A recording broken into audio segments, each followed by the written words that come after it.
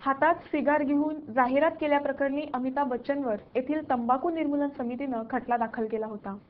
हा खटला पुढे चालवणं योग्य असल्याचा निर्णय मुंबई उच्च न्यायालयाच्या गोवा खंडपीठानं दिलाय।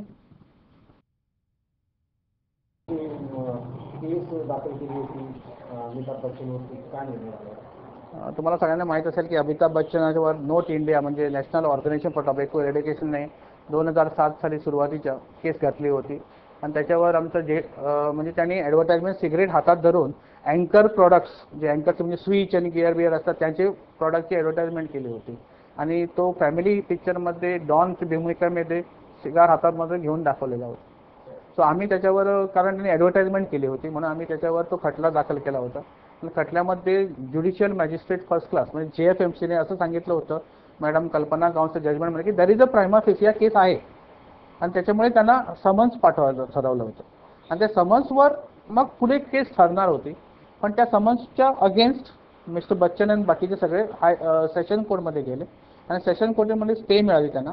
नंतर थोड्या वर खाली जाऊन सेशन कोर्टने ती केस हिअरिंग केली आणि असं डिसिजन दिलं जस्टिस बाकरे होते तेव्हा त्यांनी असे डिसिजन दिले की एक्सेप्ट अँकर म्हणजे अँकर सोडून बाकी सर्वांवर काहीच केस होत नाही तेव्हा ती स्क्वॅश करावी मग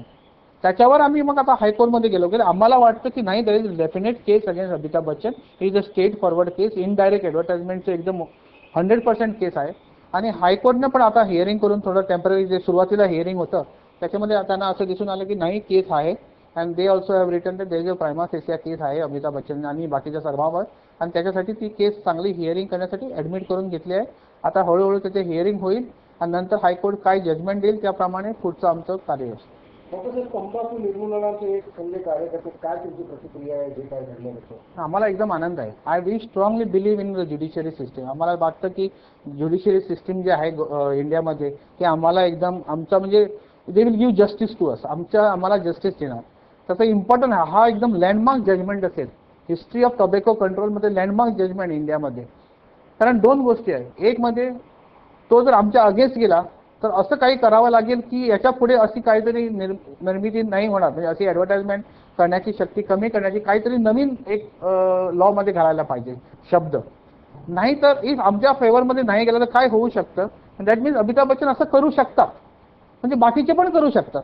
तर पुढच्या परवा 1-1 किलोमीटरवर असे बोर्ड येतील आणि सलमान खान शाहरुख खान आमिर खान हे आमचे अजय देवगण सगळे फिल्म स्टार हातामध्ये सिगार घेऊन डिफरंट प्रॉडक्टचे ॲडव्हर्टाइजमेंट करतील आम्हाला काय करता येईल तेव्हा। सो ते प्रिव्हेंट करण्यासाठी हा जजमेंट एकदम इम्पॉर्टंट आहे आणि जर कोर्टने दिलं की नाही आहे केस म्हणून तर केस परत खाली येईल JMMCमध्ये आणि ट्रायल सुरू होईल आणि जर त्यांनी दिलं की नाही केस काहीच नाही you have to squash that then आम्हाला दोन पर्याय असेल आम्हाला सुप्रीम कोर्टमध्ये जावं लागेल नाहीतर we have to accept that there is a fault in the judiciary आमच्या लॉमध्ये म्हणजे फ्रेमिंग ऑफ द लॉचे आणि ते लॉ काहीतरी चेंज करून अमेंडमेंट करता येईल असं। थँक्यू।